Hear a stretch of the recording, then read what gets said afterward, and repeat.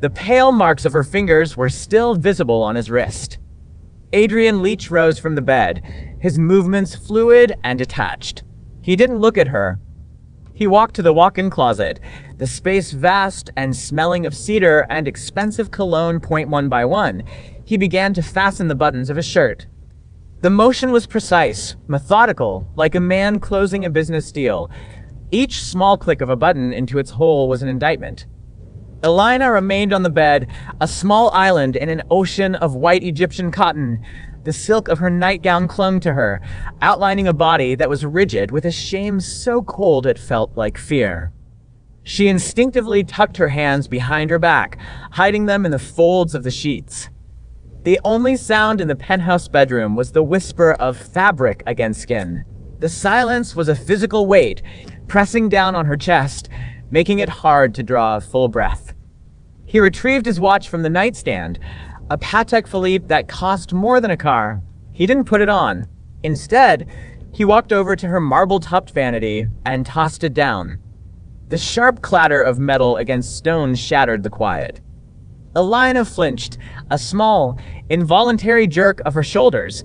The sound jolted her, and she finally found the courage to lift her head and look at his back. The custom tailoring of his suit jacket did little to soften the hard lines of his posture. Her voice was a dry rasp, barely audible. Adrian, I don't. The word was not shouted. It was quiet, flat, and more cutting than any yell could have been. He turned then, his gray eyes, the color of a winter lake, settled on her. They held no heat, only a chilling mix of offense and sheer, unadulterated confusion. It was the look a man gives a complex equation he has no interest in solving. Elena's lips parted, but no words came out. The explanation was a tangled knot in her throat, choking her. She dropped her gaze to the intricate floral pattern on the duvet, tracing the lines with her eyes as if they held some secret answer. Adrian picked up a cashmere coat that had been draped over a leather armchair. His tone was that of a CEO stating a quarterly loss. The contract states, "We maintain the appearance of a functional marriage." He paused, letting the words hang in the air between them. This, he said, his gaze sweeping over her huddled form, the vast empty space on the bed beside her, is not functional. Her fingernails dug into her palms. The sharp, grounding pain was a welcome distraction. It was something she could control. She knew he was right. Their marriage was a transaction, a merger of Leach new money and Lancaster old prestige. Her older sister, Yvette, the one everyone expected him to marry, had run off to Europe with an artist weeks before the announcement. Elena had been the substitute. The understudy pushed onto the stage. He walked to the door, his hand resting on the cool brass handle. He didn't open it immediately. He stopped, a silhouette against the warm light of the hallway. A flicker of some weak, pathetic hope sparked in her chest. Maybe he would turn back. Maybe he would say something, anything, to bridge the chasm between them. But when he spoke, his voice was still cold, the question posed with the detached curiosity of a business rival. Yvette ran off, and you stepped in. I never understood. Why did you agree to this, Elena? The question was a scalpel, sliding between her ribs with surgical precision, straight into the one place she kept hidden from the world. The blood drained from her face. She felt it go, leaving her skin as white as the sheets she was clutching. The air in her lungs vanished. Adrian watched the life drain out of her expression. A flicker of annoyance crossed his face. He hadn't really wanted an answer. The question was just a final, parting shot. He pulled the door open and walked out, not looking back. The door clicked shut. It wasn't a slam. It was a soft, final sound that landed on Elena's heart like a hammer blow. She was alone. The vast, opulent bedroom suddenly felt like a tomb. All the strength she had used to keep herself composed drained out of her, leaving her limp. Slowly, she raised one of her hands. She stared at the small, pale brown mole on the inside of her wrist. A tiny, insignificant mark she had had her whole life.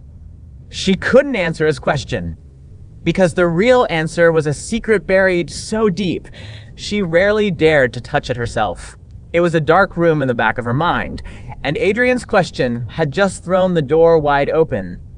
A wave of dizziness, horribly familiar, washed over her. She forced herself off the bed. Her feet felt unsteady on the plush carpet as she made her way to the ensuite bathroom. The room was all marble and chrome, reflecting a dozen fractured versions of herself. The woman in the mirror was a stranger. Pale face, haunted eyes. Her light blue irises, usually calm, were wide with a terror that felt ancient. Her hand didn't shake as she opened the mirrored cabinet. It was a practiced, familiar movement. She tipped 2 small white pills into her palm. She didn't need the water. She swallowed the pills dry. The bitter coating scratched the back of her throat, a small, sharp pain that was almost a comfort. Elena walked out of the master bedroom, her bare feet silent on the cool hardwood of the hallway. She didn't hesitate, her path sure and practiced. She went to the room at the far end of the corridor. The guest room. Her room. It was decorated in the same tasteful, minimalist style as the rest of the penthouse, but it lacked any personal touch. IT felt like a suite in a 5-star hotel, anonymous and temporary. The bed was smaller. The closet held only her clothes, that IT was her sanctuary and her prison cell. She slipped under the covers, pulling the duvet up to her chin, wrapping it tightly around herself. A cocoon against the world, against the memory of his question. "Why did you agree to this, Elena?" The words echoed in the dark, a relentless mantra. She closed her eyes, willing the pills to work, to drag her down into the blessed oblivion of sleep. Slowly, the edges of her consciousness began to blur. The tension in her shoulders eased. She was drifting, falling, and then the dream took hold. The scene shifted. She was no longer in her bed. She was in a dimly lit room, the air thick with the smell of old wood, lemon polish, and a cloying, sweet perfume she could never forget. A piano room. A pair of hands, large and thick-fingered with a heavy gold ring on the pinky, were covering hers. They were pressing her small, trembling fingers down onto the ivory keys. A voice, meant to be gentle but coded in something sickening, whispered in her ear, "Don't be afraid, Elena. It's just music." The piano screamed, a dissonant, jarring chord that vibrated through her bones. Her hands tried to pull away, to escape, but his grip was like iron. He held her fast. Then one of his hands began to move.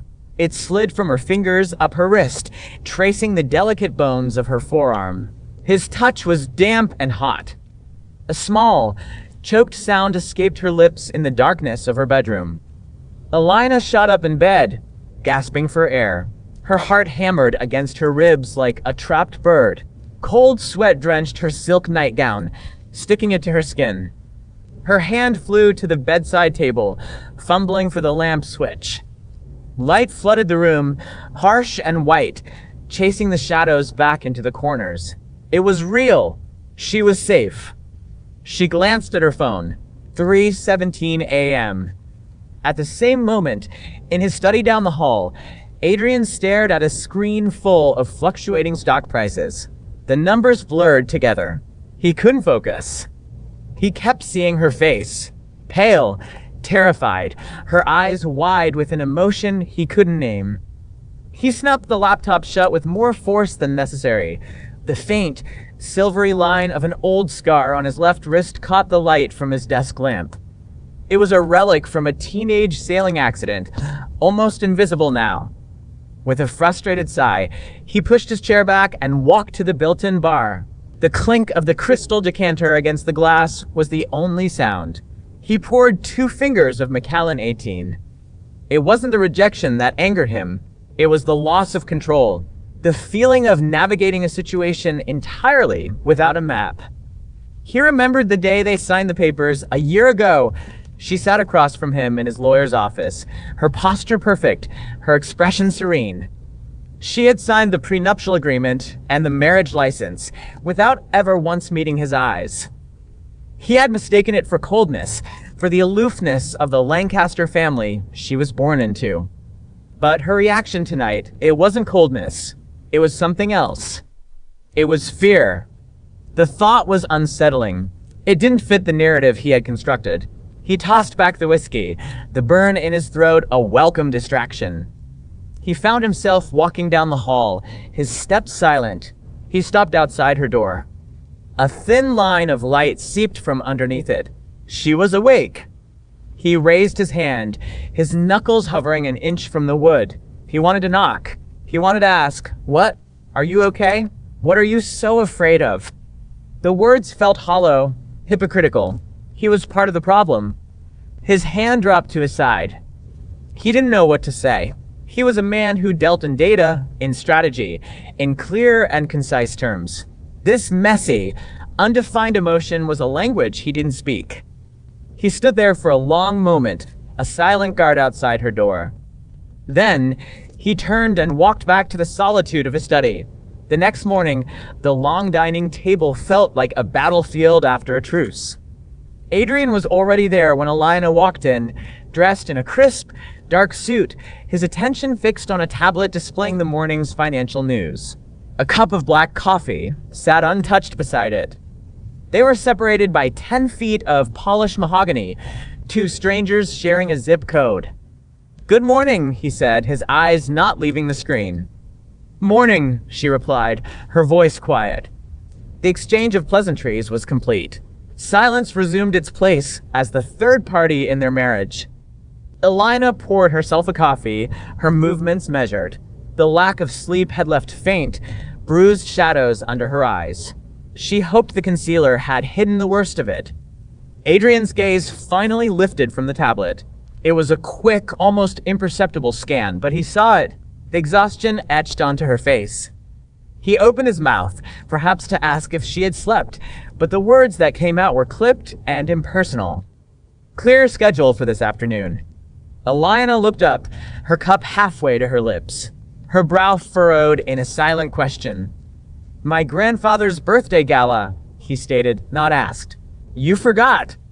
The realization sank in her stomach like a stone. Of course, the annual Leach Family Command performance. Another night of exhausting, high-stakes theater. She nodded. "I know." Adrian placed his tablet on the table, picked up his linen napkin, and dabbed at the corners of his mouth. He stood up, the ritual of breakfast complete. As he walked to the foyer to put on his shoes, he threw a final instruction over his shoulder. "The driver will pick you up at 6. Then he was gone. Alina sat alone in the vast dining room. The coffee in her cup tasted more bitter than the pills from the night before. She pushed through the day.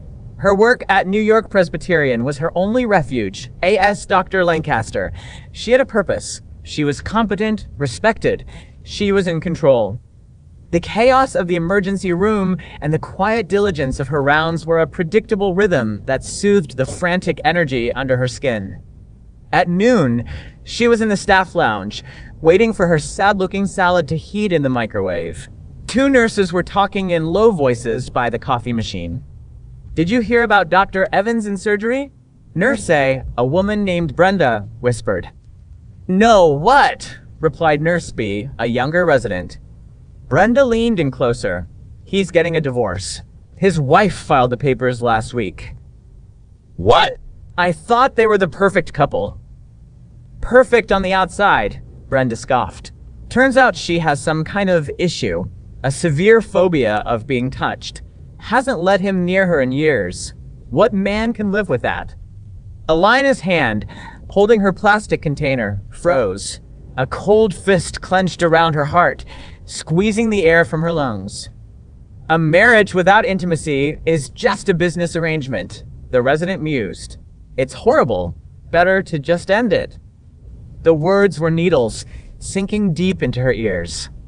She grabbed her lunch from the microwave, the container suddenly feeling impossibly heavy. She didn't say a word, just turned and walked out of the lounge, the nurse's chatter fading behind her. She couldn't eat! Their casual gossip had given voice to her deepest fear. It had dragged the monster from under her bed and placed it right in front of her. What man can live with that? Adrian's patience. How much of it was there? Back in the quiet of her small office, she sank into her chair. Her eyes landed on the desk calendar. A date next week was circled in red ink. Their first wedding anniversary. She stared at the red circle, a feeling of suffocation closing in on her. A soft knock on the door broke her trance. Her assistant, a cheerful young woman named Maya, poked her head in. "Dr. Lancaster, a delivery just came for you, from the Leach Corporation." Maya placed a large, flat document folder on her desk, and next to it, a beautifully wrapped, velvet-covered box. The logo embossed in silver on the lid was from a jeweler on Fifth Avenue whose name was synonymous with obscene wealth. It was a reminder of her duties, a summons, the costume for tonight's performance.